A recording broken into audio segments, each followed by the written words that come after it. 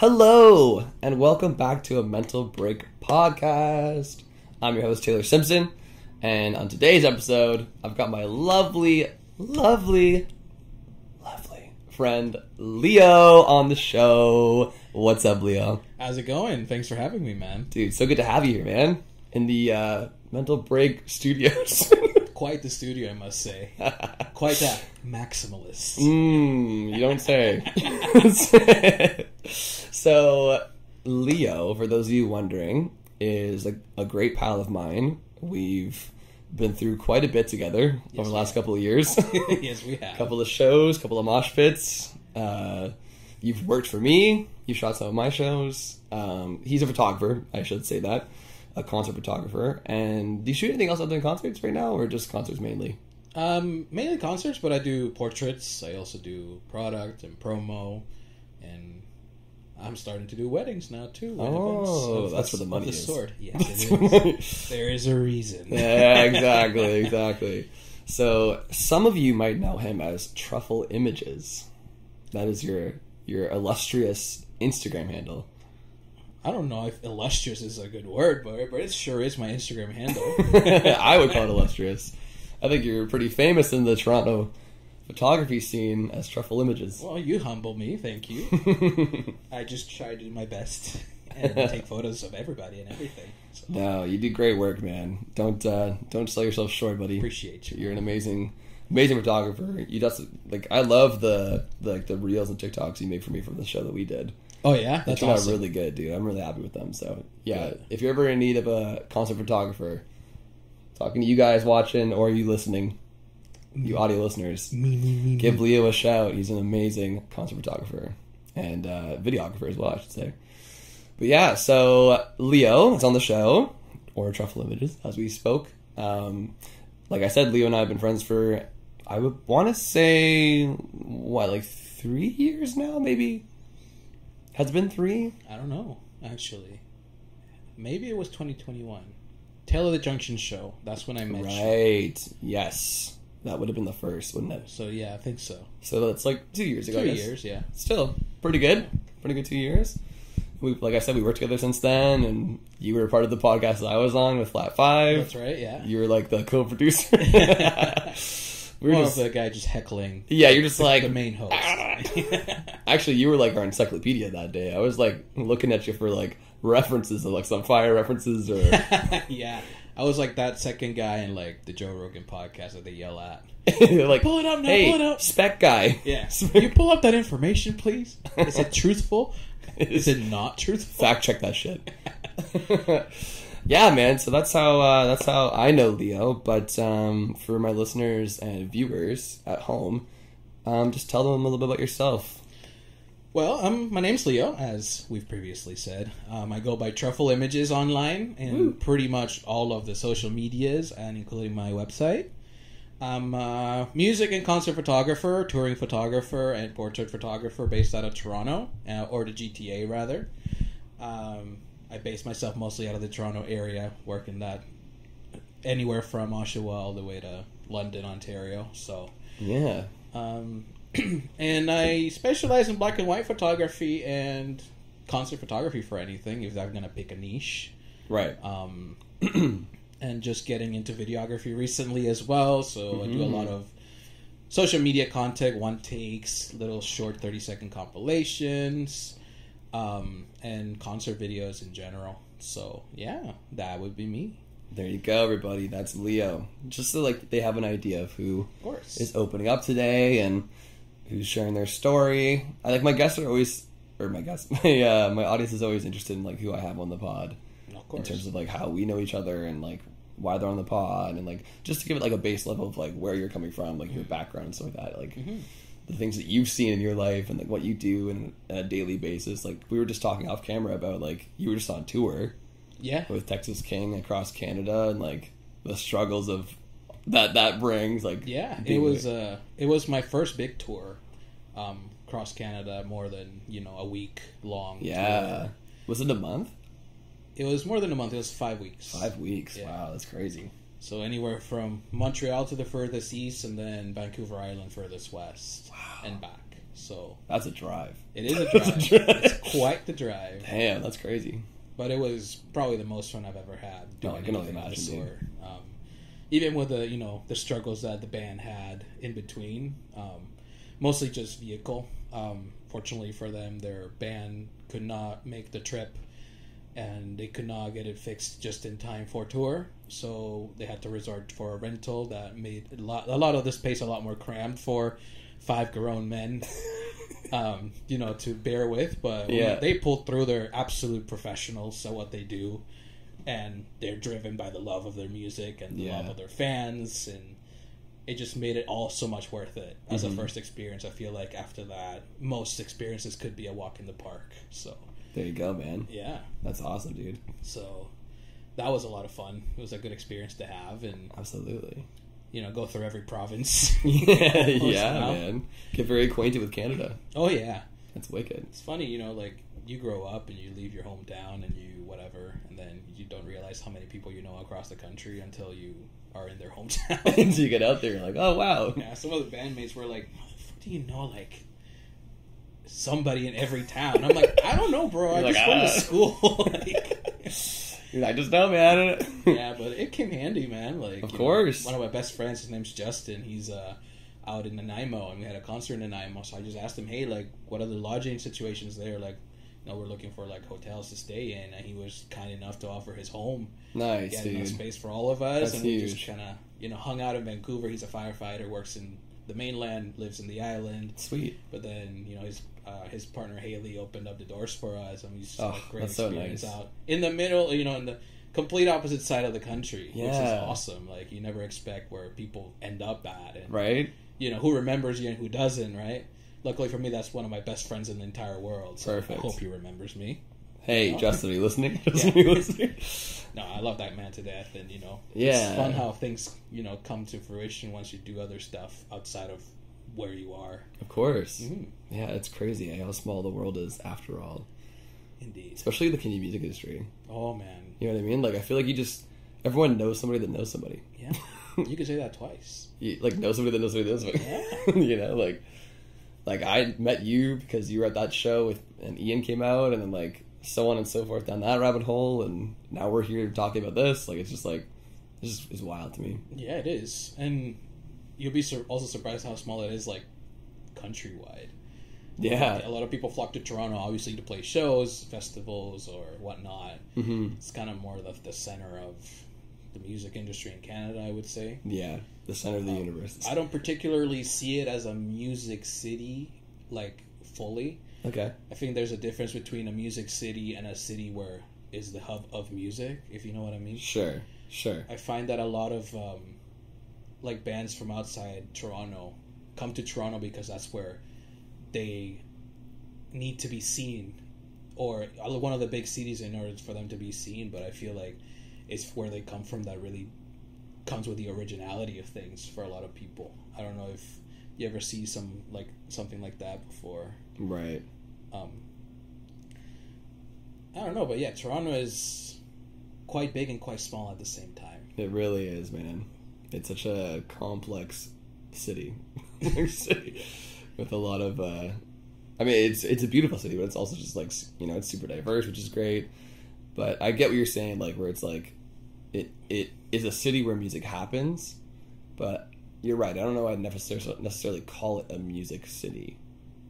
So I kind of agree with what you're saying there, of like, I mean, there obviously is aspects of it being a music city, because there's like hundreds of venues, and there's music everywhere in Toronto, obviously, but there's so many other things in Toronto as well. It's like just a giant metropolis of things, right? Exactly. I feel like the main focus is not music, it's probably something else. You have sports, you have, of course, other sources of entertainment. You pretty much can get anything you want in the city. Exactly. So it's so interesting to see outsiders of the city to come in and try to, get their band or their name known in the city, and then how that kind of helps propel them in, if they make it to the next level. Right. Yeah, I think a lot of bands have that mentality, and like, being an artist myself and being a band based in Toronto, like, and playing Toronto regularly, I guess I take that slightly for granted, I suppose, because now I have the mentality of like, get me the fuck out of Toronto. Like, I just did a little weekend stint. I don't know when this episode's going to drop, but as of recording this, it's like first week of August, and my band just came off of a weekend run where we did Peterborough and Kitchener. You know, we're trying to play out of Toronto to get fans like outside, you know, because I feel like Toronto is so oversaturated. Yeah, I believe so as well. But that's just what comes with a big city, with a metropolis. Oh, of course, man. But like, if you go play a place like Peterborough, you know, I can't imagine it's like, how many bands are playing at Peterborough night, do you think? Good question. Not sure. Maybe like 5. Yeah, and you just told me about that they have a new venue in Peterborough that I didn't know about. Yeah, exactly. What I knew of 2 venues in Peterborough. Right? That's about now you know 3. Yeah. But like, that's my point though. It's like your window gets narrowed when you're playing these cities outside of Toronto, and in my opinion, I think you have more of a chance to gain fans. Oh yes, because they're out there, and you're the only other option they have. You know, it's there's this really historical saying: "Is like every revolution starts like in rural areas." And there you go, man. It's really the same concept for anything. I find if you get the people of your hometown, wherever that is, behind you, it'll eventually spread to the bigger metropolis. Exactly, because not everybody stays in their hometown. People flock to, like, you know, smaller places to bigger places, whether it's work, whether it's family, whether it's anything, and then they bring that love for your music with you. Exactly, and then spread it as a word of mouth. Word of mouth, I think, is still one of the most powerful. Like forces on earth. It's priceless. Yeah. Forget about ads, forget about social media, forget about anything else. If somebody talks well of you to another person, that still has more weight. Oh, absolutely, than, dude. You know, seeing your work randomly online. Like your work, I think the work being online is more of like, I can actually do this. Sure. A resume. You know? Yeah. So, like you claim you can do this. Well, yeah, this is my work. Like I can do this. Yeah. Right? But, you know, there's the other things. Are you like a person that's professional? Are you punctual? Like, do you get to the gigs on time? Right. Do you invoice on time?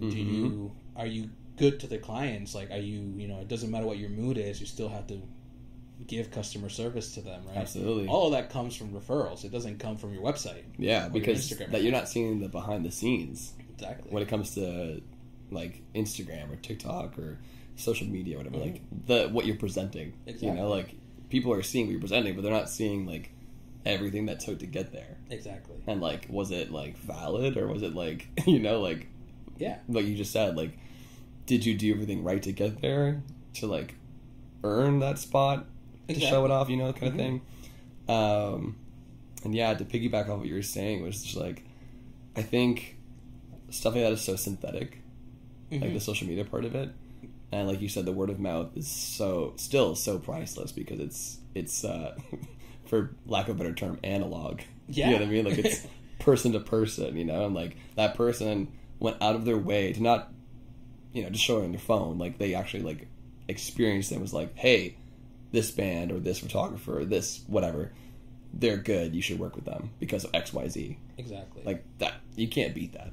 Exactly. And then that person has the impression of that from that other person, which means a lot more than just being like, oh, look at this band on this picture. It's like, that's cool, obviously, but like you said, the referral is so valueless now. It's crazy.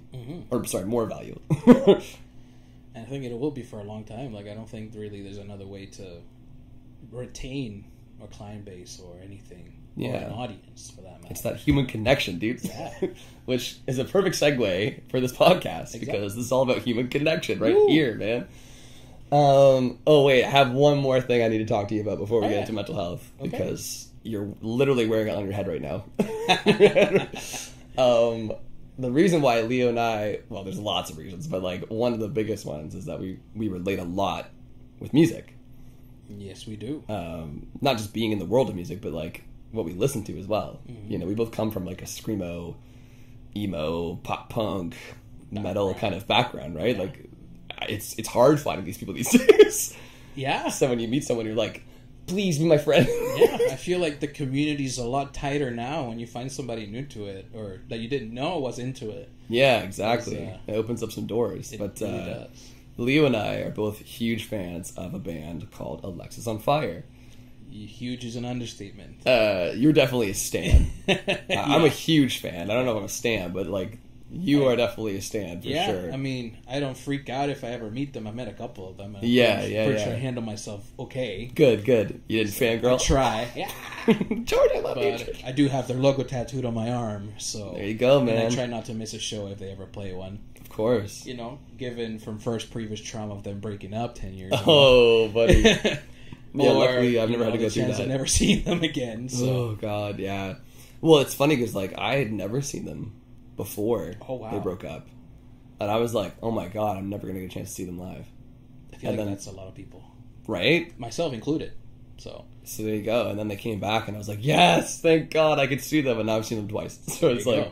It's so nice, dude. But yeah, like that's kind of like the bond that Leo and I share is like of that scene and of that like era of time with that music, you know. And like I said, it's hard to find people that like from that time period that still enjoy that music, you know. Like not people that don't enjoy it, but just like people that are still in that world. Yeah, you know what I mean. I'd say so. And so when Leo and I found out we both like Alexis on Fire and like Silverstein and like all these like great emo / like, you know, post-hardcore bands, basically, I was like, oh yes, this guy gets it. Yeah. So yeah, like we share love of Alexis on Fire. So I just wanted to be like let's quickly talk about that side of things, and then we'll get to mental health stuff. I just wanted to ask, like, do you have a favorite memory of Alexis on Fire that you could think of? Good question. I remember when I first heard them. I feel like that still weighs on me. It was a good friend of mine at the time named Jody. She lived down the street from me. You grew up in Houston, so in the States. Alexis on Fire is a Canadian band. Yeah. A lot of pull in the States, yes. But never really heard of them before. She showed me 2 songs that are quite interestingly different and similar at the same time. The first one was not The American Average, but Asking Alexandria. Oh. At this point, I was like, ew, screaming? No, ew. You didn't get it, yeah. I didn't get it. Like, it just hurt in my ears. Right. And then I hear the first, like, clean vocal on that opening song, and I'm like, okay, alright, I could be into this. Anyway. And then the second song she played, it was, you know, you were walking down from school to home with a little bit of, like, the USB stick thing still, or like maybe an iPod. Yeah. Or like the MP3 players. This is maybe like 2009, 2010. Yeah. So you still had a period in between iPhone and, you know, and the rest. You know, iPhones were probably still out of reach for a middle school, high school absolutely, kid, right? So, so we're walking, you know, one earbud and then another earbud on the other person, and then the second song she plays is "This Could Be Anywhere in the World." Which Classic. is probably their most popular song to date. By far, yeah. Yeah, by far. And I was like, okay, what the hell is this? Why am I liking this so much? Yeah. You know? And then kind of fell off of it for maybe a year. I was, you know, at the time I was getting into other stuff, like All Time Low, for example. Mm-hmm. I didn't get into it myself, but rather my high school girlfriend really got me into it. Okay.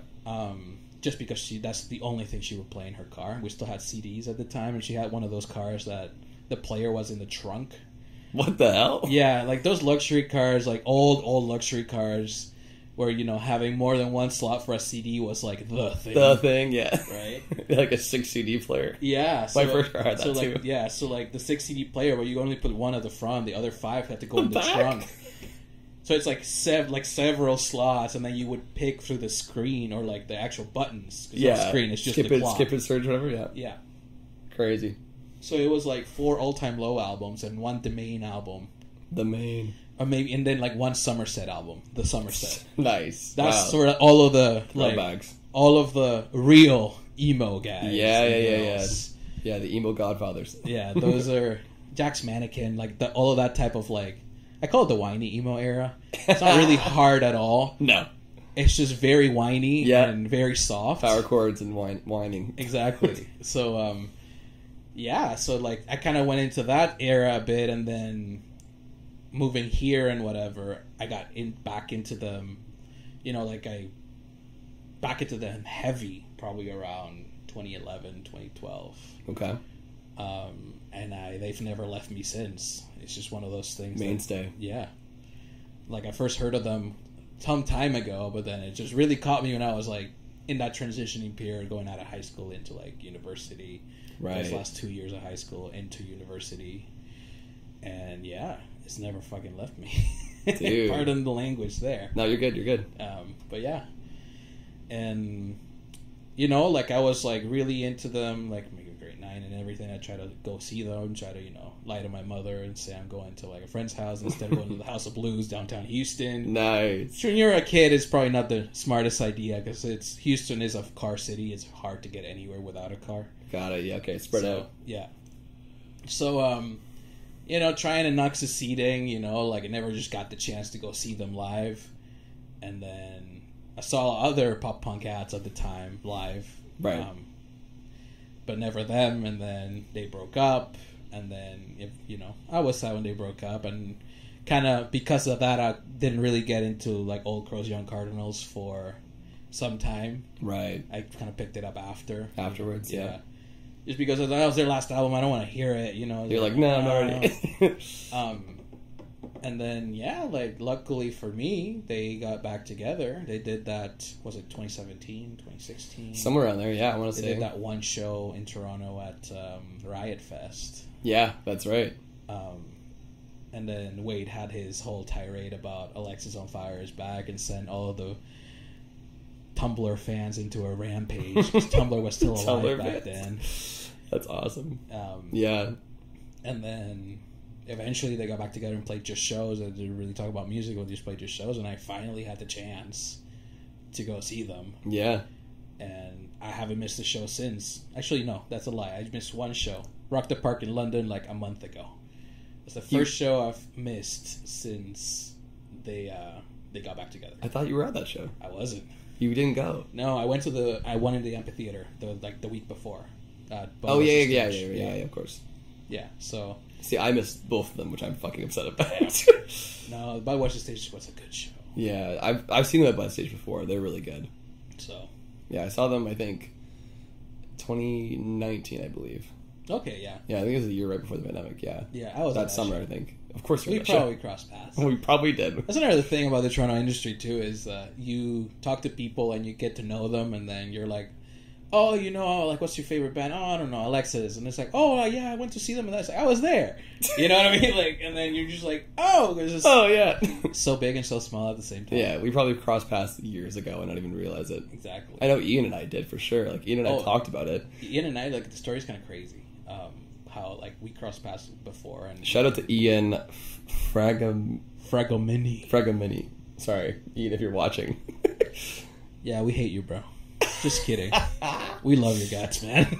I'm getting him on the pod soon, so. Oh yeah, he's a shots hoot, fired man. back. Yeah, he's a hoot, man. Yeah, no, Ian's the best. Yeah. So my friend Sabrina, she used to teach at the same music school that Ian taught at. Okay.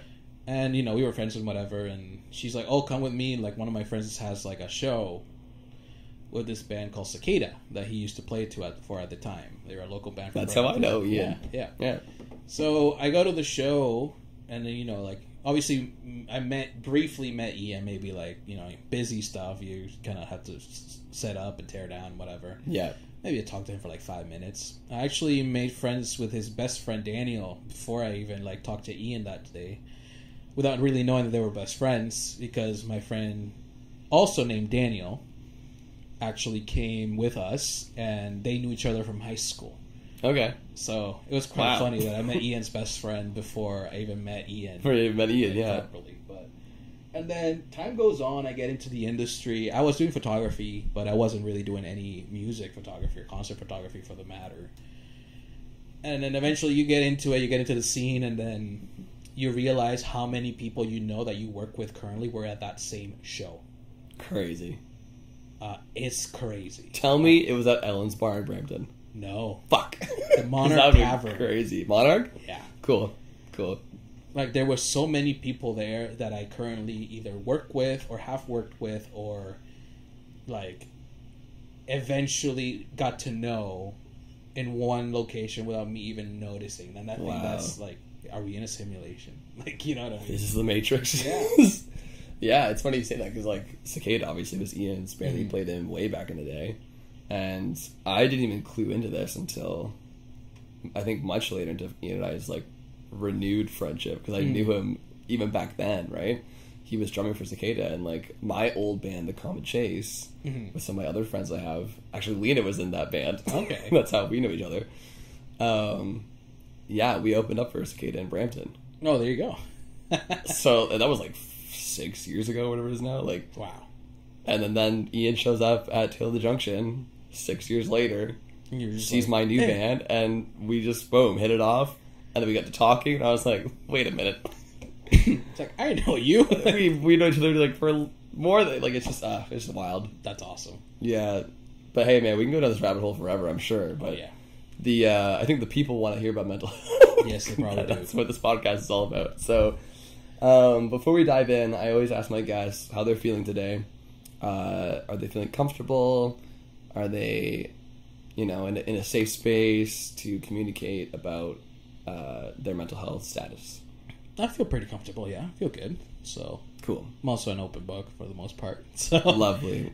Lovely. Love to hear that. Ask away.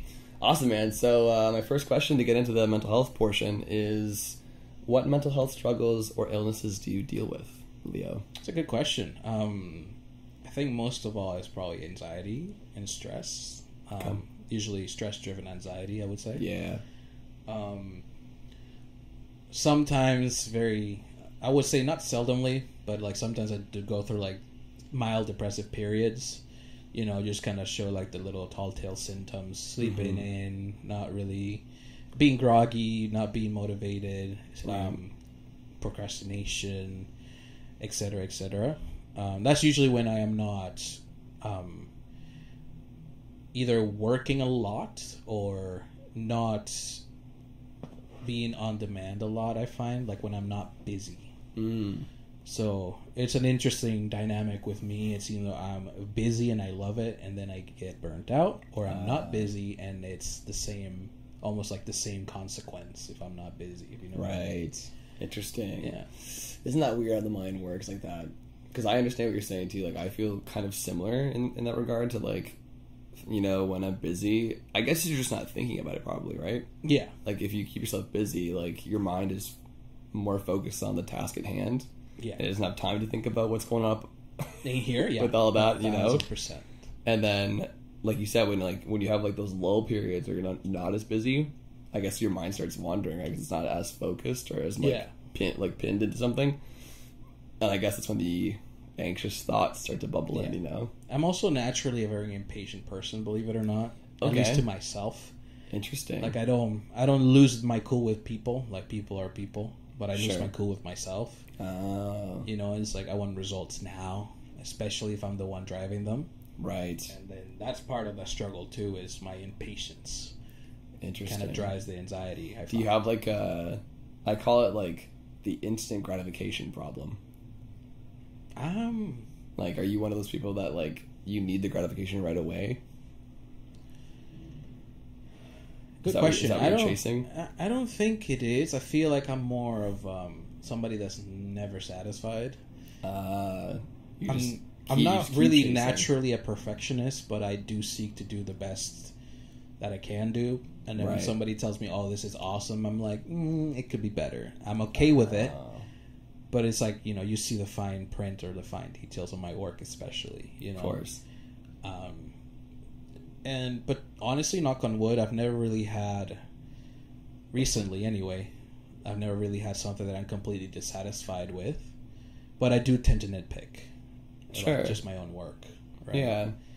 And then also that same kind of leads in the same direction. It's like, Mm-hmm. So, you could get the affirmation from your client or your friends or your family or whatever. But then it's like, am I really doing it? Like I have more of that skepticism. Right. Am I really doing it at your job? Like, are you just saying that? I mean, for me, like, especially with work, you're paying me to do this work. I expect you to be as honest and brutally honest as you can. Sure, of course. And then some people usually aren't, or they just legitimately like the work, and then it kind of leaves me wondering. Right. Like, are you being nice, or do you actually like the work? Sure. So on some occasions, like, the work is tough, right? Of course, I can imagine. Right, so it's a whole combination of things for me. So, right.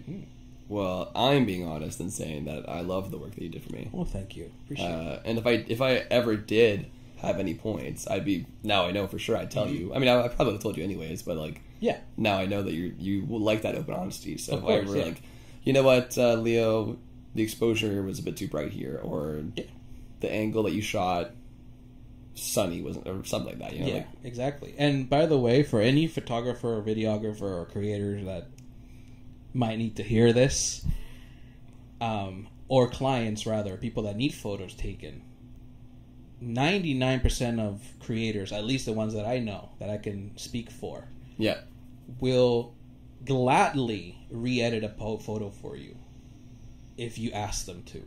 Cool. Some of them might, there might be a money issue. Some of them might ask for revisions if it's a lot. Yeah. But if it's just a couple photos, hey, could you do like a different tint on it? I'm looking for this vibe. That's what we, as photographers, ask you a lot of questions previously, right? Right. Or, hey, could you like bring down the exposure a little bit? It looks pretty bright on my phone. Like stuff like that, because we use different monitors. All monitors are different. Of course, yeah. 99% of them will gladly re-edit that picture for you without a hitch. Because they want their work to look good. Of course. Right? Like, it's a win-win, right? Like, the artist is happy, then the person taking the photo or creating the art is also happy, right? Don't be afraid to ask. That's great, man. Thank you for shouting that out into the ether for the listeners and viewers. Exactly. I'm sure they appreciate that. Maybe that gives them some confidence to be like, okay, like, I will ask next time, something like that. Yeah. And obviously artists will value that too, right? Oh, yeah. And like it's good feedback and it's good practice. Of course, because then it makes their art better too, right? 1000%. And it's just, it creates that, like, clairvoyancy between artist and client. Or, sorry, photographer and client, right? Exactly. It'd be like, this is what I'm looking for, so the photographer's like, okay, I got it, But let's go back to what you were saying about that duality within yourself, of, like, that anxiety and never being satisfied. That's an interesting place to sit in, eh? Yeah, I think so. I feel like my mental space is a little bit funky when it comes to that. Yeah, I mean, I can relate in a way to what you're saying. I think a lot of artists can relate in a way to what you're saying. I think it's, in my experience, because I can only talk from my experience, obviously, but, like, being in the art space, or, like, music specifically for me, but, like, I know other people in the art space that are, like, painters and visual artists and the art space in general, like a big umbrella, right? I feel like it kind of comes with the territory of being an artist to be super self-critical. Like, we're our own worst critics most of the time. Yes, we are. Like, that's definitely in the DNA. I don't know where that comes from. Maybe it's just a society thing of, like, art's never been taken as seriously as it should be. And so, like, we feel as artists that we have to, like, push so hard to chase something that's, like, unrealistic. I feel like it's the opposite. You think it's the opposite? You see, I feel like art was taken a lot more seriously before than it is now. Oh. Kind of like the economy. It was better before. Than what it is now. And don't get me wrong, like, obviously there's a billion excellent artists now. Of course. But I believe, and just like anything, like music or art, paintings, murals, photography. Right. Before, there were obviously very few people that stood out, really, for X, Y, Z reason. There were people that actually initiated trends, right? Right. But I feel like it's the same as, like, the music streaming world. It was super difficult to make it as a musician before, let's just say, or as an artist before, because of the ways that they could communicate that. Now, it became a lot easier to communicate that, but it's saturated to the point where it gets lost in the sauce. Lost in the sauce. You know what I mean? I get it. I feel like it's the same dynamic with music than it is where any sort of visual or even written art, too. I feel like books are actually kind of making a comeback. Yeah, isn't that weird? Because it's, it's something that's physical. Tangible. People, go through it, like, vinyl records and... I collect vinyl. Yeah, me too. I miss that, like, physical connection to art. Yeah, and I feel like it's a good token as a fan to have. Yeah. I feel like if you're truly a fan, you would buy the vinyl. Absolutely. Right. And that is the best way to support an artist, too. Exactly. Is buying the physical stuff. Yeah, exactly. You know? And then for photography's prints, like, yes. tangible. You know, it's not you're looking at your phone, it's like, oh, that's cool. And it's like, you have it. Yeah, like sharing a post of a picture that you took or whatever. It's like, that's one thing, but like, I have a print of yours right here. Yeah. Oh, yeah. I took that one. Here, let me show the camera so that all the folks at home can see. That is Mr. Shane Told. There you go. For my audience members watching. For those listening, I'm holding up a picture of Leo's print of Shane Told from Silverstein that he gave to me. There you guys go. That's just some of the work that Leo's done. Toronto show last year. That's history. Yeah. Great venue. My favorite venue in the city, I think. I think I've warmed up to it now. Yeah. I had a bad experience with security there. Oh, really? Yeah. They, anyway, that's a whole other podcast. So, Leo, you've talked about anxiety. Mm-hmm. You talked about maybe a little bit of depression in there. Mm-hmm. And a lot of, self-criticalness. Yes. It sounds like. So, with that all being said, have you ever been diagnosed? Or, if you haven't, would you ever consider getting a diagnosis for any of these? I have not, no. And likely, yeah. I feel like it also comes within the self. I don't think I've ever been to the point where I have told myself I need help. And that's probably a bad thing. I feel like it's the advocacy within myself for it is not there. Nothing to do with, me thinking it's taboo or it's like something's wrong with me. Nothing of the sort. Mm-hmm. We all suffer through mental health, and that's something that's real. Of course. Even the people that don't believe in it, or that still somehow don't believe in it. Yeah. Or that still somehow don't want to choose not to actually question themselves on it. Because it comes in a lot of forms, right? It does. I would argue that those people probably experience it the most. Yeah, I would agree as well. And, it's funny because you can see a lot of people that look like they're happy or they genuinely believe that they're happy themselves. Meanwhile, they spend every night drinking a bottle of wine. Or, they have a weed addiction that it's nearly impossible for them to, go through the day with function without it, yeah. And, it really depends on the self, I find, right? For sure. Because there's people out there that I know that just love it. They don't have to tune anything out. They just love the feeling, right? Right. And then, yes, everything becomes dependent. You can be addicted to literally anything. Anything. Anything's a vice. Anything's a vice if you have enough of it. Yeah. Right? It's totally kind of crazy how that works. Wild. It's the same little speckle in the brain, but it comes in different ways, right? Oh, yeah. So many forms.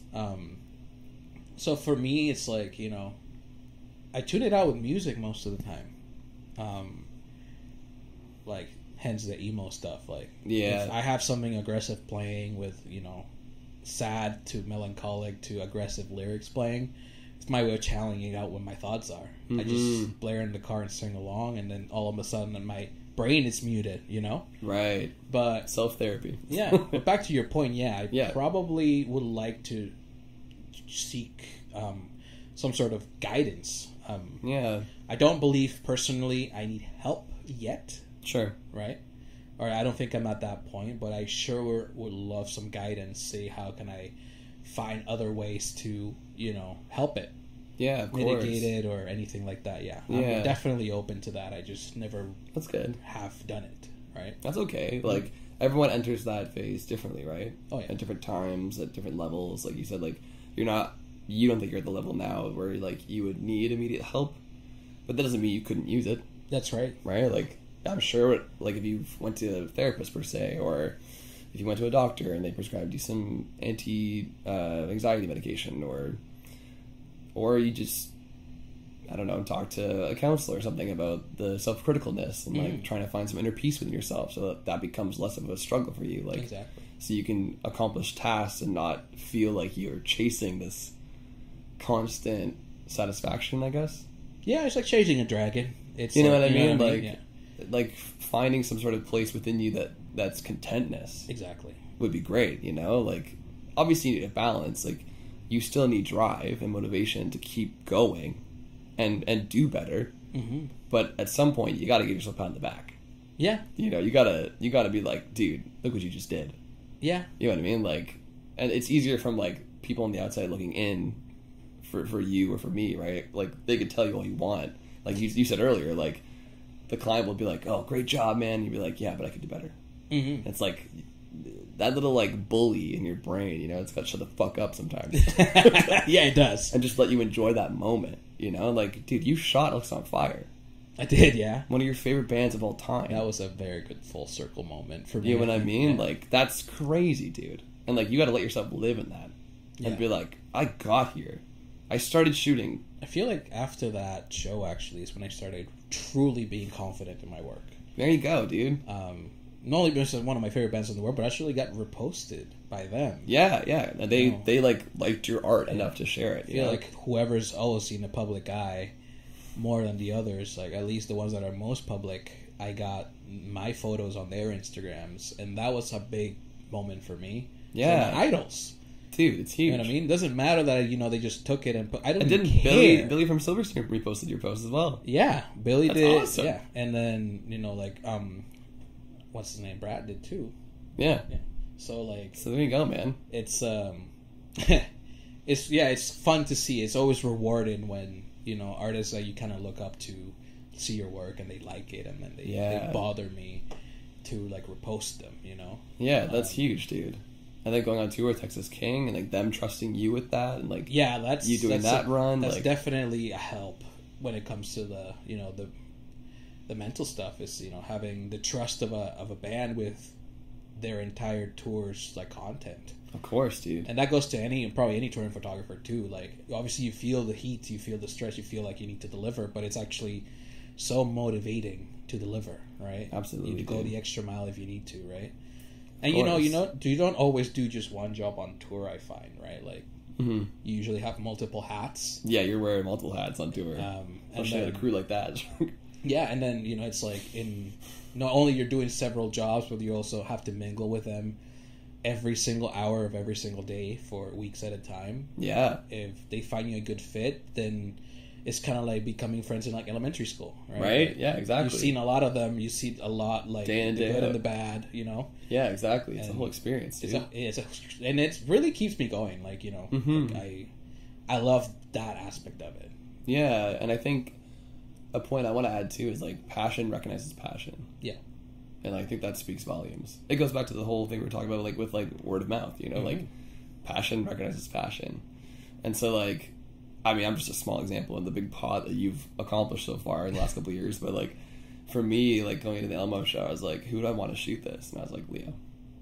That's awesome. It wasn't even a thought. I'm humbled by it. Thank you. Of course, dude. And I was like, because I know how passionate you are about it. And, like, the work shows for it, right? And so I knew that, like, this was a moment for me in my career, and, like, I need to show this, right? So it's like, who am I going to get to show this big point in my life? And I was like, I entrust Leo with this. That's awesome to hear, man. Of course, dude. Yeah, like, so, like, and you showed up on time, you had all your gear, and you got some amazing fucking shots that I still use. That's awesome. I love it when they recircle back. It's one of my little satisfying moments. Oh, dude, I keep, like, every photographer I ever work with, I keep all the photos. Oh, yeah. Like, you should, because you paid for those, right? Of course, yeah. But, like, I feel like a lot of people just, like, they get them and they use them and they forget about it, right? But, like, I recycle them because it's, like, it helps the artist that took them, and it helps me as well, right? So it's 1,000%. But yeah, man. So that's what I, you know, my little point to you is passion recognizes passion. But what was the? Oh yeah, the diagnosis. Yeah. So like, it's good to hear that that's like in the realm of possibility for you. And I just ask because I'm just curious because like I've interviewed a lot of people on this show, right? So it's like, and I get a wide spectrum of answers to this question of like, I don't need it. That would make it too real for me. Like, I'm okay with where I'm at now, and like I'm just gonna go through it on my own terms. And I've heard like I definitely need it. Like I need the clairvoyancy. Like I need to be told this is this. Right. Now I know what it is. There's a name to it. How do I move forward from this? And then like everywhere in the middle. You know, like a balance of both. So it sounds like you're kind of in the middle of the spectrum, like middle leaning right. I would say so. Yeah. I don't think I've ever had.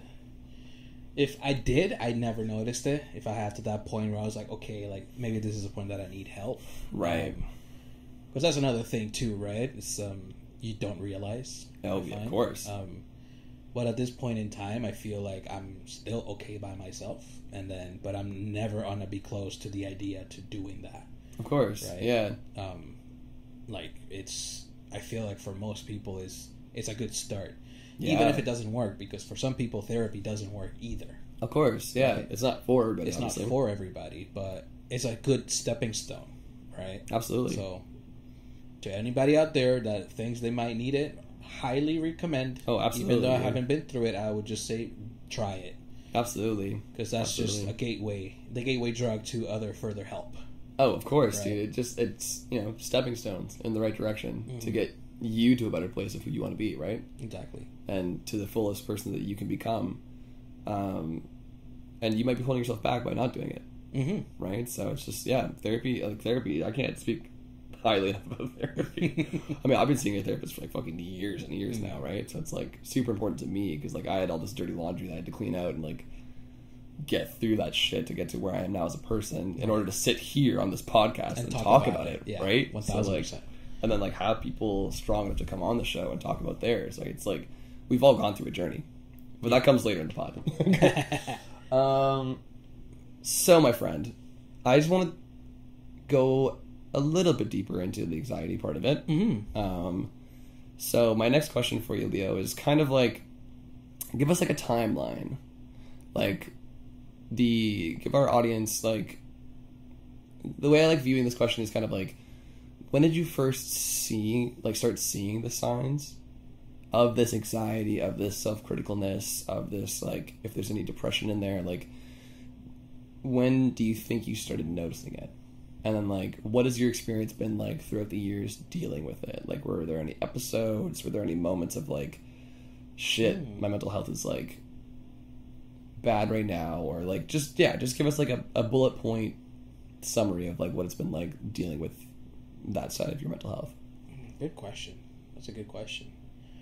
Honestly, I would say the whole anxious part probably started when I was young, as a kid. Okay. I would say between ages like 7 to 14. Okay. Not necessarily I noticed what it was, but in that point in time in my life, I was bullied a lot as a kid, mentally and physically. Sure. So it's not like there was one escape or the other. You know, it was kind of like both sides of, the spectrum were being hit at the same time. Yeah. And that actually got me an ulcer when I was like around 10 years old. Oh, shit. Stomach ulcer. Yeah, yeah. That's an adult disease, ladies and gentlemen. It's not really something not that happens something to to kids. Kid, yeah. From what I vaguely remember, right, I'm pretty sure the doctors were like, it's more than likely stress-induced, right? So had to do a lot with the bullying I was going through at school, and then, the whole thing, the parents complain to a certain degree, and then the teachers not really do anything to the same degree, right? Right. In South America, it's they were more worried about the physical stuff more than the actual mental stuff, I would find, especially in schools. Yeah.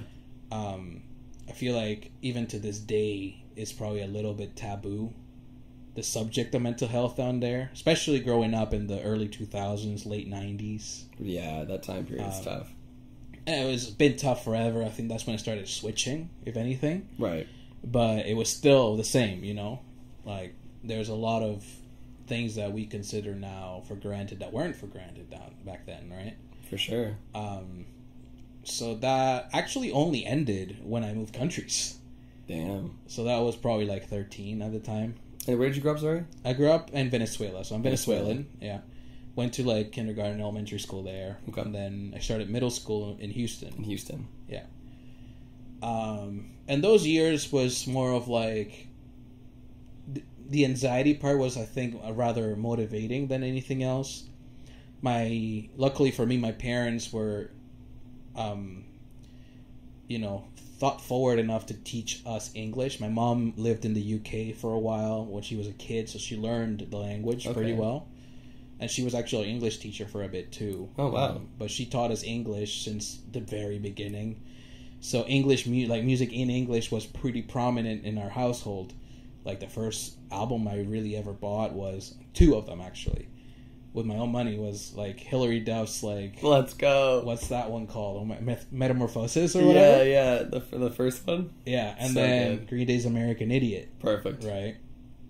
So it's English music. My aunt actually was really who was into punk and metal, and she would play like Toxicity, that album from System of a Down, on repeat. Nice. Like over and over and over and over and over. So that's kind of like the first English song that you actually memorized, for me anyway. Sick. And then that's kind of like the whole music thing happened, and it's like, okay, you'll listen to this and I actually like feel good. Like, right. There's serotonin going through. I'm not really thinking about what's going on in school anymore. Like around you, yeah.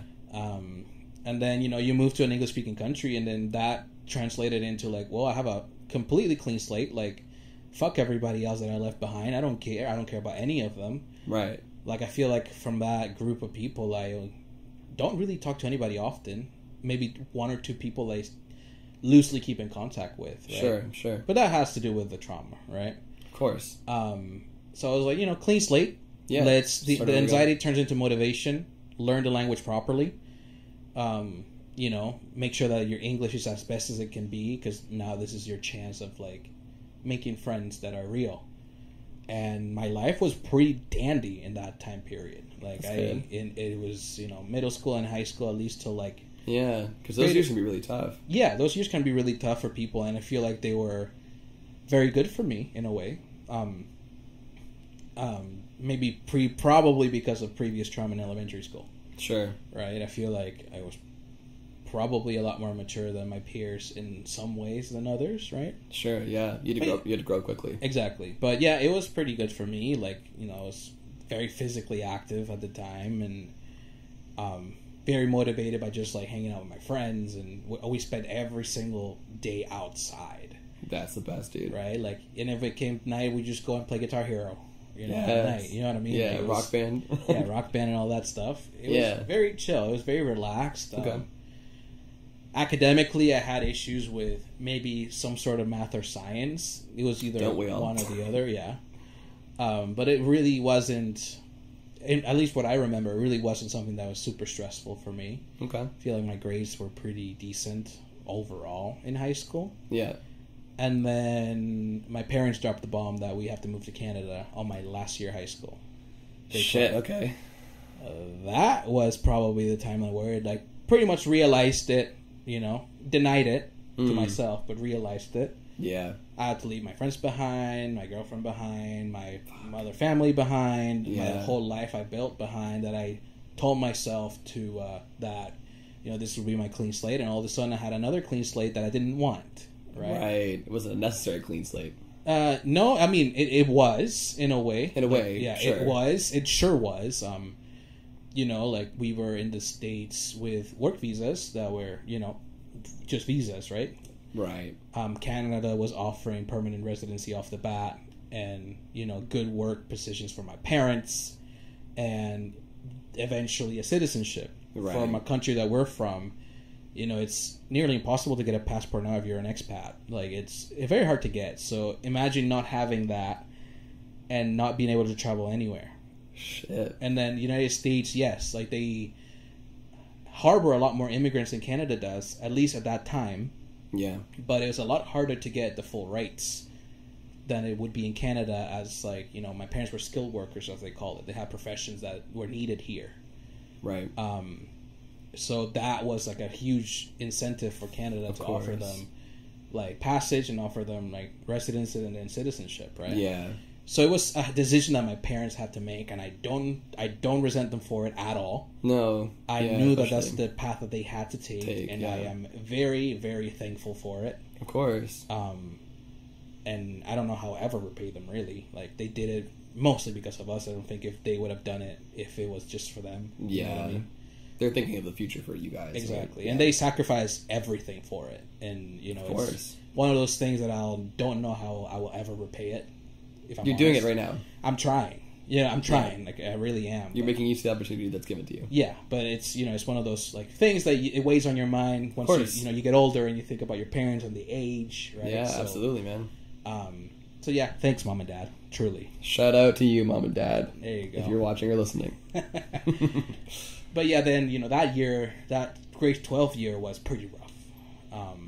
Yeah. I left everything, pretty much behind. I did not focus on making friends for that year.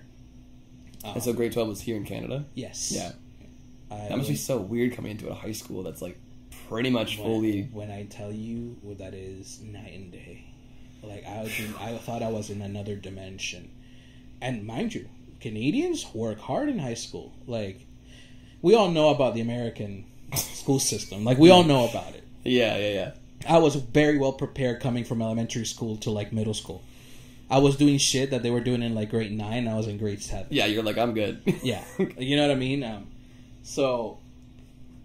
It's sometimes baffling, I have to say. Like, good for the people that actually cared about their own education down there, because the system really helps very little. And good for the parents that motivate their kids to actually be in the advanced levels of things or force them into it, because it's tough. Yeah. When I came to Canada and did functions and data management, I was better at data management than I was in functions. And I needed those to go to university. I did not understand. I don't think my parents did. I don't think any of us did how it worked. The whole high school to university and college thing here. Yeah. So I took all these courses. I got like 60s and 70s. I was struggling, especially in the sciences. Right. It was kind of funny that I did not have to take any sort of physics or chemistry, because they become elective courses after like grade 11 or something. You have to take one or the other, and then once you take it in a certain grade, you don't have to take them again. You can choose to, but you don't have to. Yeah. Right? And then I took like civics and others, other electives are kind of like more social studies than anything. But I was not doing well. I was clearly depressed. I gained, I want to say, like 40 pounds within that year. Yeah. That was my coping mechanism, was eating. And it still is too. Yeah, stress eating. It's a lot better now. I don't eat as much as I used to. In that sense, like, stress eating, right? Mm-hmm. But it was like, it's like completely let loose of myself that year. Right. And even some of the year coming into university, right? Yeah. Did not make a point of making any friends. I just kind of woke up in a trance, went to bed in a trance, like didn't really think about that year. Yeah. And obviously my grades faltered for it. There were some subjects that I was pretty good at naturally, so I did those. Mm-hmm. But most of the core ones I was pretty bad at. Right. Like 60s, 7, like, or like 70s. Do you think that was like an extension of you like checking out completely? Yeah. But then I also had the mentality, it's like, everything has to be within the timeline. So like, you get out of high school, you go to university, you do your 4 years, and then you're out working, and there was no time period in between there. That didn't exist, in my mind. Sure. Yeah. Maybe in my parents' minds too, or maybe they just didn't really vocalize that you could take time. We didn't really understand the system, right? Sure. Yeah. You guys are coming in with like, they discover everything all at once, right? Exactly. So I only got accepted to one school. Like, I applied to everywhere. I got accepted to one school, that was Humber College, which is actually right down the street from down the street from where we are. Yeah. Funny enough, it was a bachelor's degree, so I did the 4 years. Okay. No university would take me. Most of the colleges wouldn't take me either. I'm guessing it's like you get to that point where the government actually is like, well, he's got to go somewhere. You got to go somewhere. Because my grades were not it, and I did not have any previous marks either. Right. Because I only had 1 year here. Yeah, of course. The fact of making a victory lap, I thought that was a defeat. I'm not doing it. I'm just going to plow through it. I don't want to do another year at the smelly high school. You know what I mean? Yeah, of course. So anyway. Yeah. I did get into the program that I applied for, which was international business. I am actually a business major. Okay. Funny enough.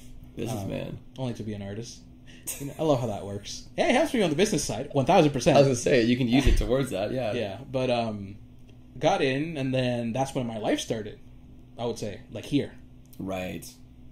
And, a couple of good times in college. I did... that stress kind of became other things at that point, right? Was the anxiety still with you too, or? Like, at that point, it was more depression. Mm-hmm. Then I got in getting channeling that, you got to get up and do shit. Because now you're in university, you got to try. At least for the first year, then you realize what it is. And and you do with it as you can. Right? Sure. Have you been were you in post-secondary as well? I had college twice. So, Yeah, there you go. yeah. So you know, like, I know the periods of times that it becomes a task, right? Absolutely. But like, first day of school, I met one of my best friends in the world. Turns out we lived in the same town. That's Justin? That's Peter. Peter. So, my friend Peter. Shout out Peter. Through whom I knew Justin. Peter and Justin have been friends for 25 years. Whoa. Or at least 25 years. They were in front of each other, neighbors for their entire lives. Crazy. Yeah. So Small world. All right. Small world. Awesome. And Peter is actually like the one catalyst for everything in my life, in a way. My friend group from like the hometown I live in, from like my friend group also in college. So shout out to Peter, man. Like, without you, I would not be probably in the place that I am right now, because that's how the butterfly effect works. Dude, so, Peter, if you're listening or watching, shout out to you, man. Buddy. You're the fucking goat. But yeah, and then transcended. I've been my friend Tom as well in college, and then formulated a huge group of friends that some of them I still talk to this day. It's been 10 years from that. Right? Yeah, that's awesome. Since I started anyway. 2013, right? So it's been 10 years of knowing some people that in my life that I still see at least every week or every month. That's so important, dude. Yeah. That's awesome. And then to people that I see once a year or twice a year, but it's like we don't stop seeing each other. Right? Yeah, so the effort's still there. Yeah. And then, it kind of, the anxiety came back when I was like doing my internship. School doesn't really help you with that. So I was kind of like blind to the fact of like, how do you like... I worked for the school, so it was kind of easy to apply to things. So I worked for the school for the longest time, and I worked at like a Sobeys job, like doing samples on the weekends. And it was, you were living the student lifestyle. You would go out and party the night before, and then you will go in to work like with the biggest headache of your life the next day, and you did that for 2 years. And, and your mom, will give you shit, or like whoever saw you is like, "You okay, dude?" And, all right, man. It's like, yeah, I'm just, I'm just a student, whatever. But obviously, as you grow, like that kind of succeeds. At least for me, it did, right? But after that, it just more became like, what am I gonna do with my life? Yeah. What am I gonna do with my life? I don't know what I'm gonna do with my life. This whole business thing sure is a cool concept, but I freaking hate executing it. Yeah. Like, especially international businesses, like a lot of import-export, a lot of like business law, a lot of things that I absolutely despised. I could not stand. Like, I don't know how I passed in some of the subjects. Like, I realized that at that point, that one of my best skills is people skills. Mm-hmm. I am very good at having people do things for me. And I mean that in the best way possible. Like, I am the one that knows a guy that knows a guy. I'm the one that could find you, like, if you need, like, editing, mix mastering work. Maybe if I wasn't even in the industry, I could probably recommend somebody that knows that would recommend you somebody solid. Yeah. That's what I found out about myself. Right. I was good at keeping relationships. I was good at making relationships. And I was good at referring people. Totally, man. Right? I just had my friend tell me yesterday that I'm his guy that knows a guy. There you go. I feel like we all have a guy that knows a guy. Right, or like we know a guy that knows guys. Exactly. And like, it was funny hearing it from him. He's like, yeah, you're my guy that knows guys. Exactly. It's funny. But, sorry, go ahead. Yeah. But like, that was kind of like, okay, that's a good skill to have, right? Oh, totally. And delegation too. Like, I found that I would get away with shit for me not to do it. Like, say you're in a project. Sure. I will somehow find a way to delegate it to somebody else. You're like, you know this better than I do. Yeah, and then somehow they'll be happy about it. Somehow. I don't know how. I don't care how at this point, right? But they were okay with me delegating stuff. Whatever. Sure, right? Sure. So my internship ended up doing, like, retail. Like, a very interesting type of retail, like school uniforms. Okay. And then that's my first taste of, like, tour life. Oh, okay. I used to do pop-up shops for them. Interesting. So, okay, cool. It's called McCarthy Uniforms. If every Canadian has been to Catholic school or private school, might know the brand. I'm sure. Yeah. So they had like scattered locations across the GTA and some other areas. There's one in Peterborough, actually. Oh, nice. But they cater to pretty much all of Ontario. Yeah. Okay. north, south, east, west. So there were towns that were too far away for the people to drive to get uniforms to the stores, because they were way too far away. So what the company would do was to drive to them and set up shop in their gym or the cafeteria, sell the uniforms there, or at least order them. Right. Bring stuff for like the students to try out, etc., etc., and then hit a next town the next day, and then do that through the week. Come back on this Friday night, leave again on Sunday morning for 3 months of the summer. Damn. So that was my first taste of like the nomad life. Of like, going around. That's crazy. Yeah. Did that cause any anxiety? No, I find that liberating in a way. Like That's good. I am the less stressed so far, knock on wood, because things can happen. Twice this episode. Right? And I'm not present where I need to be, but I found a good amount of freedom doing that, being on the road. Okay, that's good. So that's kind of a therapeutic thing in a way for me, right? Like I love doing it. I love being out of town. I love being somewhere else. I love either meeting new people or like seeing new things, right? Right. Very fulfilling. Yeah, it's fulfilling. And it's funny because how things work. It's like, oh, I'm from, I don't know, Clinton, Ontario. It's like, oh, I've been there. It's like, why would you there? You're Why like, on what? earth would you be there for? I was selling your uniforms at the Catholic school. They're like, oh! Yeah. Because they usually, small towns, they know, right? Oh, of course. Yeah. But anyway, then I started doing that, but I was more stressing off, like, okay, like, I'm not going anywhere. Like, this is just pawn stuff. Like, I'm getting paid, at the time it was probably $13 an hour, whatever minimum wage was. Yeah, at the time. And then I struggled for a bit, and then like just kind of finding what I wanted to do, mostly retail jobs. I did that for quite a few years actually. Okay. And ended up being at the storefront and their main store, Evans and Kipling. It used to be there. Oh yeah, again, right down the road like, from where we're filming. Right where we're here. Like, and I was there for a bit. I did like supervisor stuff there. Got moved to do some marketing for like a year, less than a year actually, in the office after that. I got a lot of retail skills from it, and then did marketing, like coordinated a couple shoots for their website. They were revamping the website at the time. I didn't really have a clue what I was doing, if I'm honest, but it sure got me interested in it. Sure, yeah. We hired this guy named Paul Gammo, who is, I don't know if he still is, but he does most of the work for like Toyota in Canada. All those ads that you see with SUVs and all Okay, that's all mostly him. Yeah. Sweet. And the videos too, the commercials are mostly him. And then he used to be, or still is, I don't know, but he's the main photo guy for the Toronto Reds. Oh, okay, So cool. most of the pictures that you would probably see on any advertisement or in their social media page would come from him. Sweet. He's been doing it for a long time. Right? Seems like it, yeah. So I kind of got fascinated by the whole tethering, product photography, where to put flashes, where to put backgrounds. So that's where that stems from. Yeah. I mean, yes. In Leo's brain. I picked up a camera before that, doing just random stuff. Sure. That kind of got me. It's like, oh, there's an industry to this. You like sparked, yeah. Yeah. It's like, there's so much stuff you can do this. It's awesome, right? And then that year was pretty fruitful, like, in a way. Like, I kind of did not feel any sort of doing more. I feel like pretty comfortable. Mm-hmm. I actually went back to retail for a bit, doing like takeover stuff for them. I acquired a company in BC, so I got shipped out there. Okay, cool. And this, I mean, like, all power to them, but at the time it was pretty chaotic as a company, I think.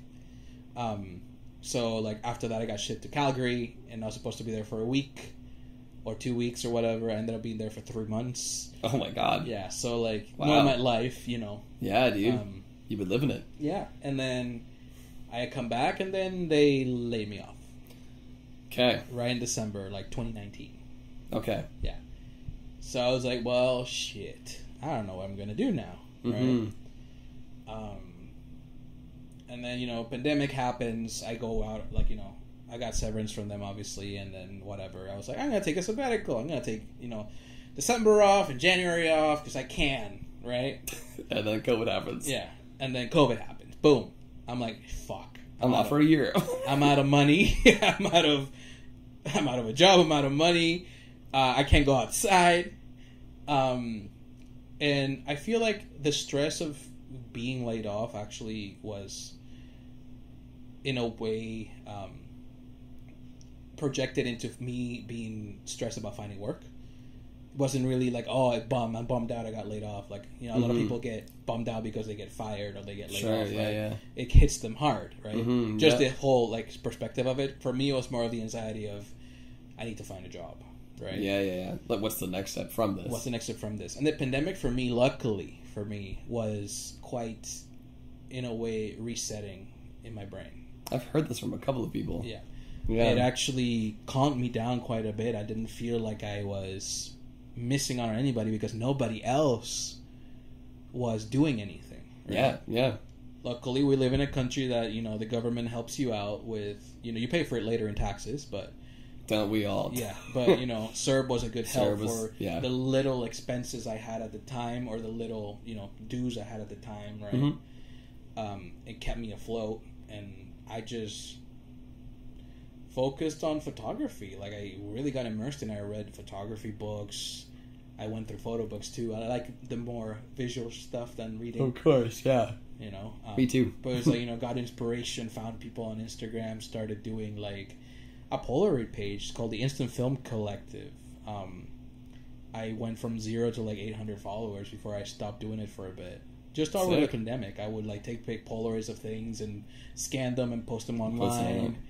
And then that's when I was like, oh, I have a knack to doing, like, a little bit of art. So I started getting into that. Instant photography, film photography, heavy. Yeah. I bought my first film camera, like, from eBay or something. Let's go. Not even knowing if it's gonna work. You're like, it didn't working, and then ended up trading it and paying like another extra $100 for a new one that I still have. Cool.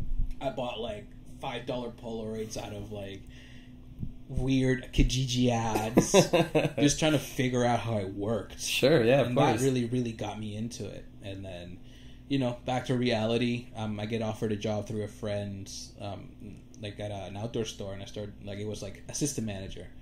I never was in management before, but I had the skills for it. Sure. So I did it, and I did that for I think almost 3 years, 2.5 years, and then in between I got promoted, so I was actually the store manager. Just back to the delegation stuff. Yep. I really didn't like it. I didn't really feel depressed, but I didn't or anxious at the time. But I definitely felt uncomfortable doing it. I feel like it was something that I needed to. I was accepting. You were like, I'm here. Yeah. But like, I was accepting of it, and I would come into work every day like anybody else. But it wasn't really something that I saw myself doing. Like, I did not feel like being management at retail level or any level of that nature would be something for me. Right. Circumstances just happened that, you know, my boss got another job somewhere else that paid him better, whatever it was, right? And then I just ended up with the role, right? People above me thought I was good enough for the role, right? Sure. And then, you know, post-pandemic starts happening. You all of a sudden need more money. So my job's not paying me enough, whatever. I start looking for other work, right? Yeah. So it happens we're opening a brand new store upstairs. So I applied through a friend that was formerly a manager at the same store I was. And she got me in and got me the job, basically. I interviewed of it, like, you know, and then went into, like, a higher tier of retail. Oh, wow, okay. So, like, I'm thinking to myself at this point, I'm like, I'm progressing on this realm in this world, but I don't want to be in it. You're like, Right? And I thought for sure, like, pay bump, whatever. And then that's pretty much like till now. I actually left that job in April once I got called to go on tour. I was already, and then in the middle, pandemic was probably the first time I experienced doing musician stuff. When it opened back up, like Ryan from Agoria, I met him through Ian, actually. They used to be in a band together. Yeah, that's right. That was through the pandemic as well. I used to kind of come in through rehearsals with them and take photos and whatever, and then from that I stemmed opportunities to shoot actual shows. Started with the bar shows like everybody else, not getting paid, or like, you know, if they were nice, they'll give you like $50 for it. Sure, yeah. But then at the time that I actually, you know, was contemplating on quitting my job, like, it was like a 48-hour ordeal for me. Like, I wouldn't work like 40 hours a week. I worked 80. Damn. It got to the point where I was busy doing photography. Right. Not nearly charging what I should. Should be, but yeah. Right? Because I didn't think about it that way until it dawned on me that it could be that way. Right? Yeah.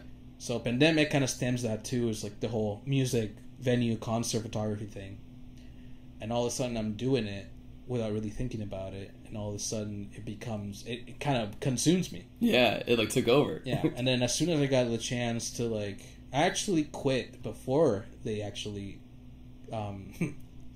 told me to go on tour with them.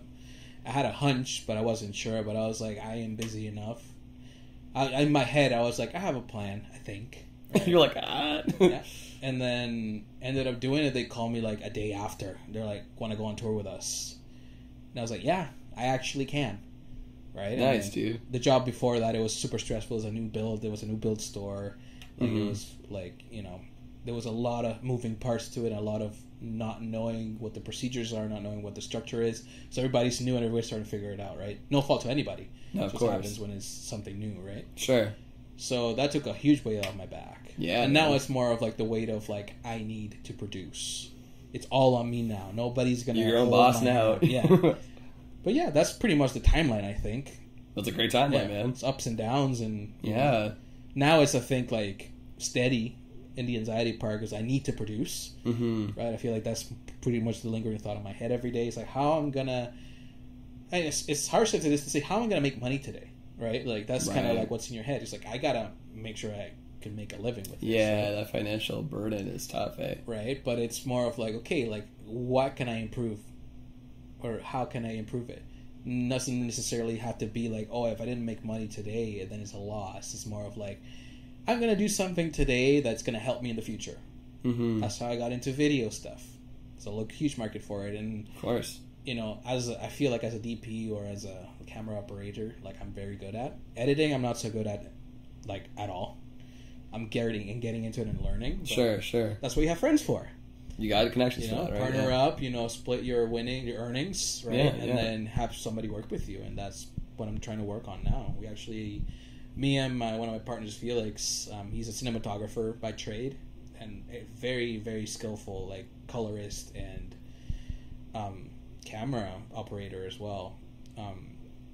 We actually partnered up to do our first like full length music video. Nice, dude. So that will be coming out probably That's sick.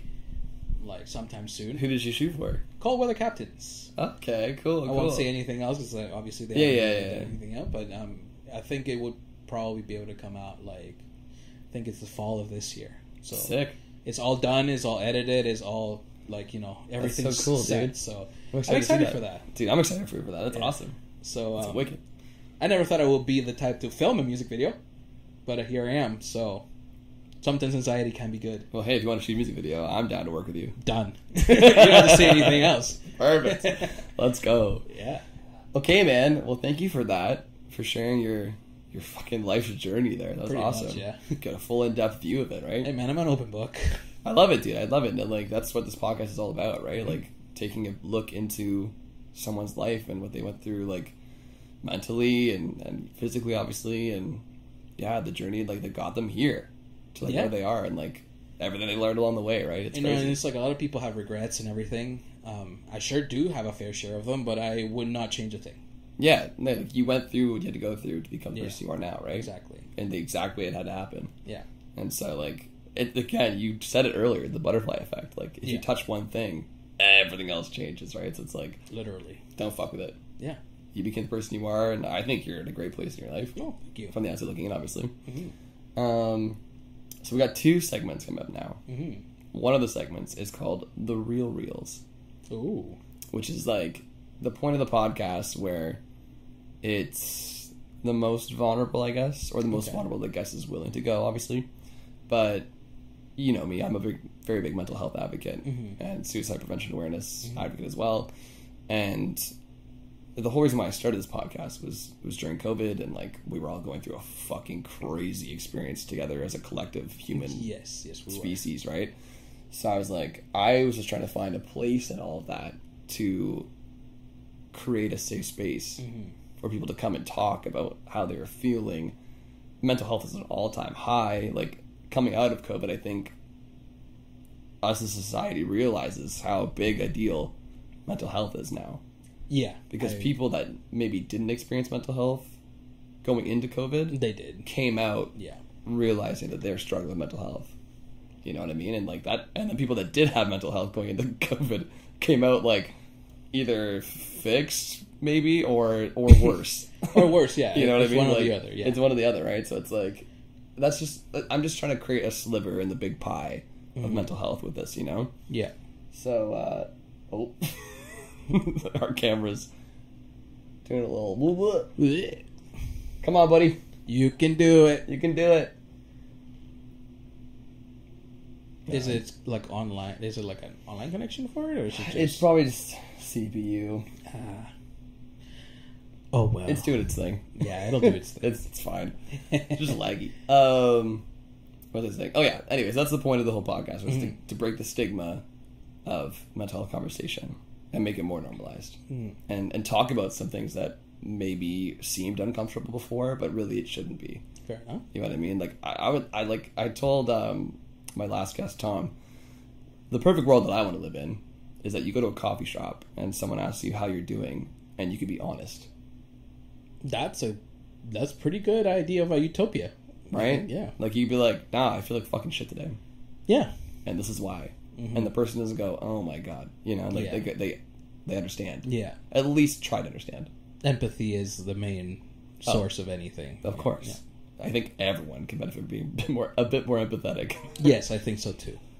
But yeah, so there's one question in the real segment, and it's, what has been the hardest moment or moments in dealing with your mental health? Good question. And feel free to go as deep as you want, or don't. Like it's totally up to you. Like, I feel like as a kid was probably one of them, even though I didn't realize it's more like as a retrospective thing, like, you know, the bullying and right, you know, not feeling like I belonged or anything. That pretty much, you know, as a kid, it weighs on you in different ways because you don't really understand or realize or fully grasp what's going on. And for me, really, was probably the lowest point, I think, recently was when I first moved to Canada. The whole weight gain thing. Like, I noticed that it was a problem. Right. And mind you, genetic wise, or whatever you want to call it, like, it's in the family. Okay. Obesity is in the family. All of this other stuff is in the family. Right. So it's nothing that's too shocking. Right. You know? Yeah. But for me, it's always shocking how quickly it happened. I see. Like, I'm telling you, within a year. Like, it was not something that, you know, you usually see people as they age, they gain weight, you know, gradually. But sure. For me, it was within a year. A year time span. That's crazy. And that's me letting myself go. That's probably, I think, the lowest moment. I'm still struggling with it. Yeah. Right? Like, I've been up and down weight-wise, you know, me taking care of myself, me not taking care of myself. Sure, yeah. But then that dip, that, like, falling off the cliff moment, that's probably the lowest I've ever been. Shit. And then I realized, okay, my depression, like, my style of depression is letting everything go. Yeah. Your hygiene, your eating habits, your drinking habits, you know, any other vices, whatever they are, you know, or like the uninterest of things. Like, at that point, I didn't want to do anything. I played tennis for a long time, like, competitively, and it was part of my daily life. I stopped doing all of that. I didn't want to do it anymore. Right. Winter didn't help. No, that was new for me too, right? Yeah, having winter. Like, you know, it's like one of those things that you're already feeling low. All of a sudden, you gotta walk in ice and you fucking wipe out and hit your fucking head, and you're like, God damn it. You're like, you know, I never actually have had the thoughts of, you know, ending my own life, thankfully. I've never gotten to that point. That's good. But sometimes I would wake up and be like, could I just keep sleeping, man? Like, probably for, like, quite a bit longer, you know? Yeah. And sleep, man. Like, sleep is... right now, I suffer actually from the opposite. It's more of, like, a lack of sleep. Oh, buddy, sleep. I totally feel on that one. Always been a night owl. I know that. Yep. Me too. Lately, it's been particularly bad. Yeah.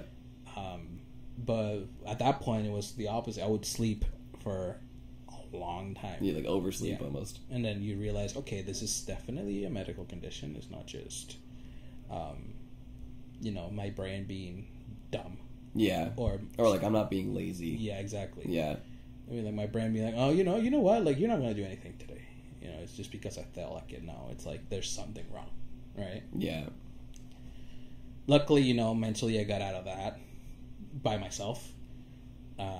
Not sure how, but I did. Which is strong, dude. Yeah. You came out without any, like, serious party help or, like, or yeah, it could be worse, right? So yeah, so... But yeah, to answer your question, that was probably it. That's when I truly realized that I was probably at the deepest point I've been. Mm-hmm. Right. And I'm somebody that actually expresses their mental stress physically. Like, just tall tale signs like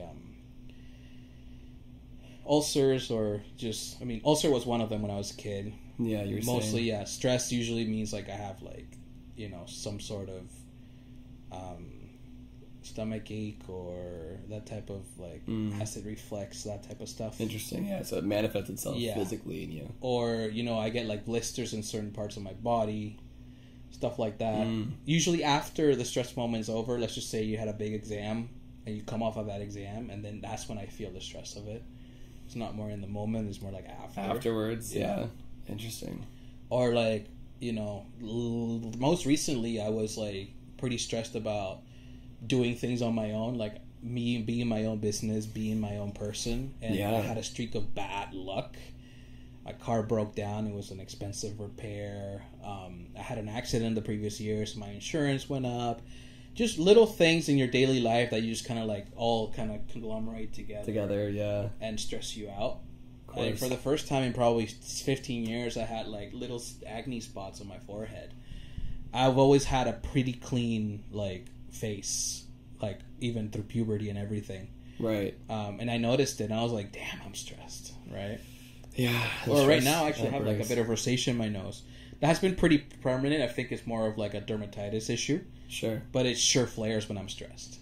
Yeah. Right. So like that's how I, you know, permeate stress or. Yeah, physically. quite it's more physically yeah. than mentally, right? That's crazy, man. I don't really tend to freak out. I tend to be pretty to myself, right? Like, or I'll talk to like whoever, my mother, my friends, and kind of casually say what's going through my head. Luckily for me, there hasn't really been an episode lately where it's absolutely like daunting. Yeah, like debilitating almost. Yeah, debilitating. Not crippling or anything, but it's. I feel like that's part of like the stoicness of it all that translates it into my body. Right? Sure. But yeah. Well, thank you for sharing that, Leo. Yeah, it means a lot to me, and I'm sure the listeners and viewers too, man. For sure. Well, so thank you for taking us. If anybody can take anything from it, please. Right? Yeah, no, I'm sure people have probably dealt with similar issues, maybe, or are still going through similar issues that can hopefully hear you speak about it, and you're here. You know, you got through it. You mustered the strength somehow to get through it. Yeah. And you came out the other side. And that being said, the next segment is coming out the other side. I love the timeline of it all. Right? It's I put this together, I think. Nice. So yeah, this one's called the rainbow segment. Okay. Which is, you know, we've gone through the journey. You've taken us through the life of Leo and your relation to mental health and what you had to go through and your darkest moments with it, you know, being a kid and then having to come here and then the weight gain and self-criticalness and the whole Leo pot of everything, you know? Yeah. But now I want to highlight coming out of, not all of it obviously, because mental health is something you deal with your whole life. Right. But it definitely seems to me that you've come through hopefully the worst of it. Hopefully, to a degree. Yeah. You know? And we're still young. So. Oh, yeah. We're still plenty of life, obviously. And, like, we're going to have ups and downs continuously. But I think we're at a place now where we're at a bit more understanding of it, maybe. 1,000%. Yeah. So I just want to touch upon some of those things. So are there any positive things that you've discovered or are figuring out about dealing with your mental health these days? Yeah, I think so. Never really been to therapy, but I sure know what healthy things I could do to like mitigate it. Yeah. I also feel like, funny enough, I feel like my patience level has always been high. Sometimes I feel like it's lower than it is, but with consequence.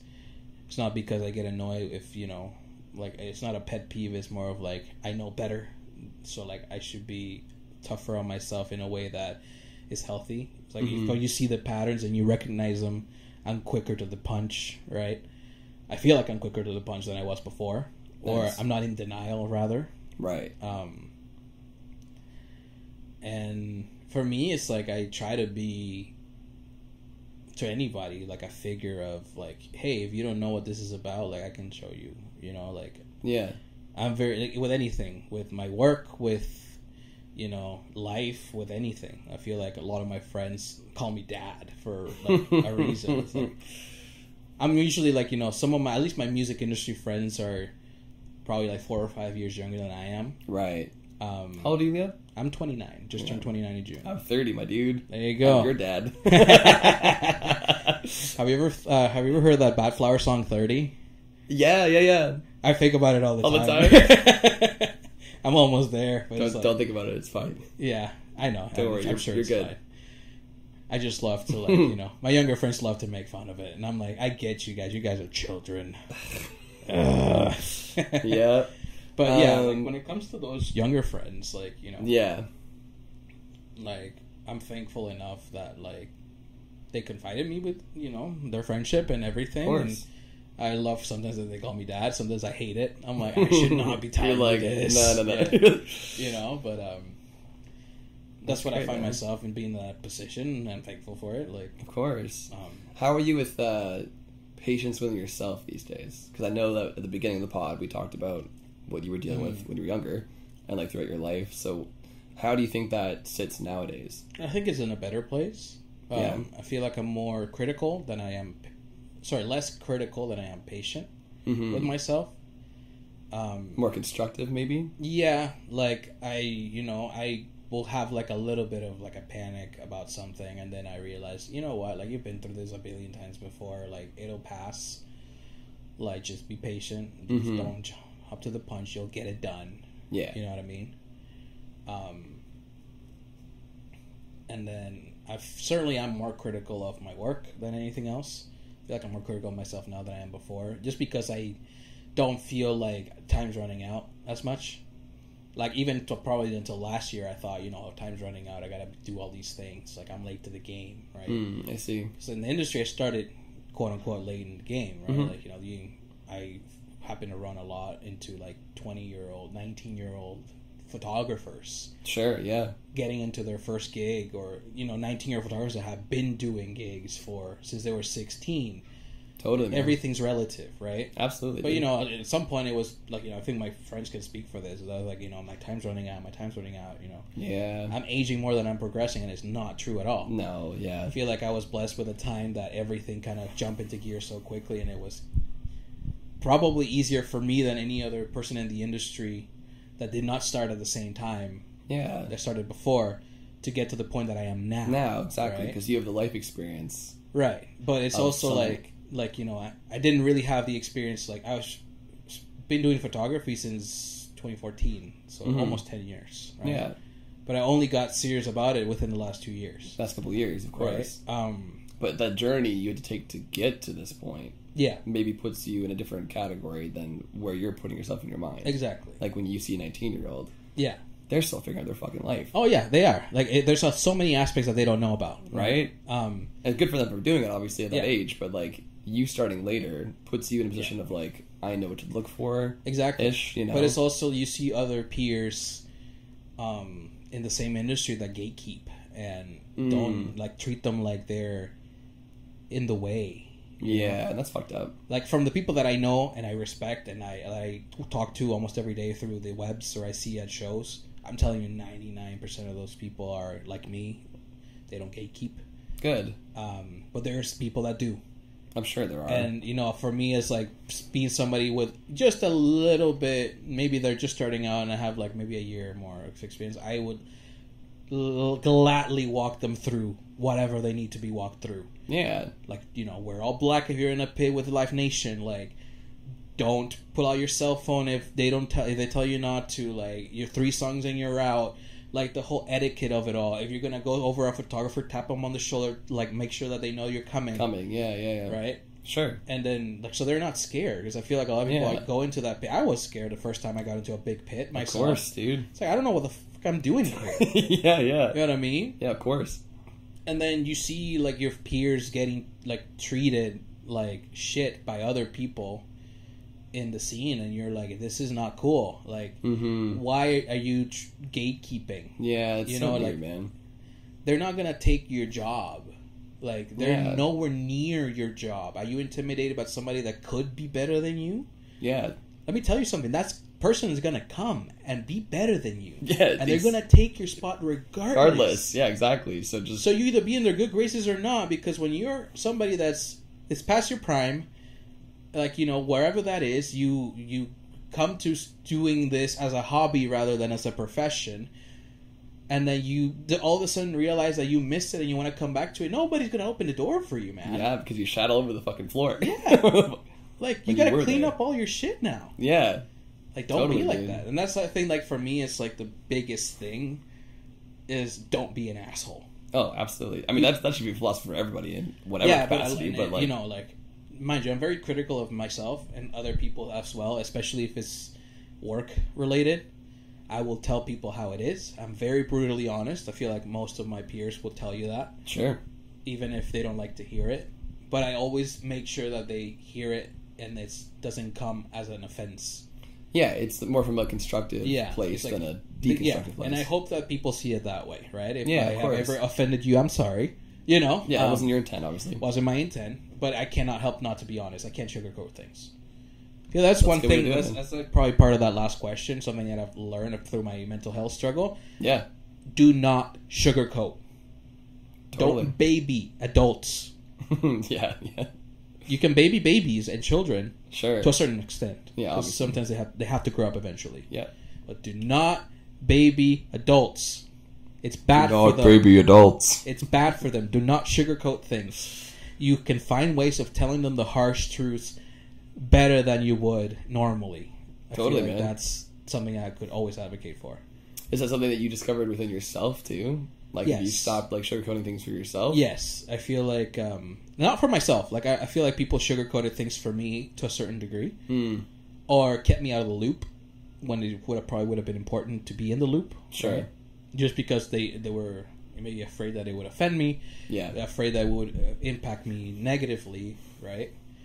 And out of that experience, you know, it's like I'm more mad at the fact that they didn't tell me or they kept me aside more than I'm mad at the fact that what's going on. Right. You know what I mean? Got it. So in that experience, like, I just like it as it is. If you tell me, man, like, your work today was absolute garbage, I'll take it. Yeah. And then be like, listen, man, like, you could do better. I know you can do better. Try to be better. I'll take that to heart and I'll try to be better. Right? Yeah, use it as fuel. I'm not gonna get offended by somebody telling me that my work is not good or anything. That my manners were off. That my behavior was bad. Right? Like, that I didn't read the room. Whatever it was. Sure. Right? Tell me. Yeah. Like, I won't be. That's how you grow as a person, right? Yeah. Because then, if you tell somebody like from a genuine place, 99% of them won't get offended. It's if you're a dick about it that people will get offended. You know what I mean? Of course. Right? So, I guess that's the main thing is don't be a dick. Help people out. Especially if you see them struggling. Well, you heard it here first, Leo. You heard it first, folks, from Leo. Don't be a dick. All right, my dude. I think I have one more. Yeah, just we've covered a lot of ground today, man. Yeah. So thank you for being on, and thank you for letting me blab about myself, dude. Of course, man. That's what the platform's for. Thank you for opening up, and just any final thoughts or feelings that you want to share to the listeners and viewers today, buddy. Well, aside from the follow me at Truffle Images. Oh, that's coming out. Follow at Taylor Simpson. We'll get his into that podcast because it's awesome. Thank you, sir. Other than that, just be the best person you can be, and check yourself. Always. Before you wreck yourself. Yeah. Or if you have to wreck yourself before you check yourself, do that. Just don't die in the process. You don't. Please. Yeah. Don't do that. Yeah. We want you here. We want you here. You're valuable. You're great. You are a great person, whoever you are. Yes. You deserve to be here. And you deserve the best that you want. All of that you want and the best things in the world. You just got to make it happen sometimes. So don't be afraid of making it happen. Exactly. Take chances. Couldn't agree more, my friend. Go skinny dipping or something. That's the last line. Go skinny dipping or something. I love that. I've been skinny dipping. So have I. It's great. It's fun. It's super free.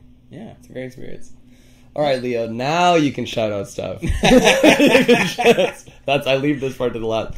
Yeah. So, like, where can people find you, Leo, if they want to reach out and talk to you about mental health or other things that you do? You can find me at truffleimages on pretty much every social media existent. Also, my website or my email. My website is www.truffleimages.com. And my email is it's leo@truffleimages.com. So anything truffleimages.com related, you can probably find me on. Send me a DM, send me an email, call me, beat me if you want to reach me. Ha, impossible, yay. What was the beep? Oh, God. Toot, toot, toot, toot, toot, toot. Yeah. Jesus Christ. Thank you, Leo, so much for being on the show today, buddy. Thanks for having me, man. It's I had a been blast. Absolutely. Jinx. We're so in sync. Oh, yeah, so No, but honestly, dude, like, thank you for coming on and being so honest and open about your experiences with mental health. I'm sure my audience is going to really appreciate that. I really appreciate it. Well, thank you. I hope somebody uses it in their benefit, if anything. Yeah, totally, man. And, like, you'd be surprised, man. I've done a couple episodes in the last 2 seasons that people have come out and be like, dude, like, from the podcast, I've had people come out and be like, hey, like, I went through something similar, and it creates just a bigger bond. It does. With everyone involved, like with peers in our scene and people even out of our scene, Yeah. like, it's so cool being a part of this. Yeah. And for anybody listening, if you have an experience similar to mine with life or anything, please reach out. I will be so happy to just talk to you about things. So yeah, we love that, man. It's inclusivity and just creating a safe community and space for all of us to just express ourselves. Oh yeah, 100%. It's cool, man. Yeah. Well, dude, Leo, thank you so much again. Please check this guy out. I can't vouch for him enough. He's such a great dude. He has great work. He's just a great person in general, first and foremost. And then he has great work. Thanks, man. So yeah, reach out to him at Truffle Images on Instagram and every other platform. Check out his website too. Like and subscribe. Taylor Simpson. Hey, don't forget about Taylor Simpson here. Stop Podcast, musician, freelancer. Hey, trying to. You got this. I'm trying too as well, but I got this, so you got this. Thank you, my friend. Yeah, man, you heard it from Leo. Check out the pod. We're on Spotify, Apple Music, wherever you listen to podcasts. Our camera is currently frozen right now, and I'm very scared that it. Yeah, I'm kind of death staring at Taylor right now. in this freeze frame, it looks great. I might have to put an image here instead. I hope this goes through, but we'll find out. But yeah, check us out on Spotify, Apple Music, wherever you listen to your podcasts. Give it a like, give it a follow, give it a review. It really helps out the channel. We're on YouTube as well, where you can find the video formats on YouTube, just a Mental Break Podcast. You can follow us on Instagram at a Mental Break Podcast. You can follow me if you want to at Taylor Simpson Music. And I always say, grab a glass of water, go for a walk in nature, and tell somebody in your life that you love them. Amen. Because I feel like that's something you should do more often. So yeah, I don't think I do it often enough. So if I don't do it, you should go do it too. Please do it. Leo, love you, buddy. Love you too, man. All right. That has been today's episode with Leo. Thank you guys so much for watching and listening. And Leo, thank you again, buddy. Thank you. I'll see you in the next one. Bye. See ya. Oh, wait. We got to hug it out. Okay. Oh, yeah. Nice. See ya.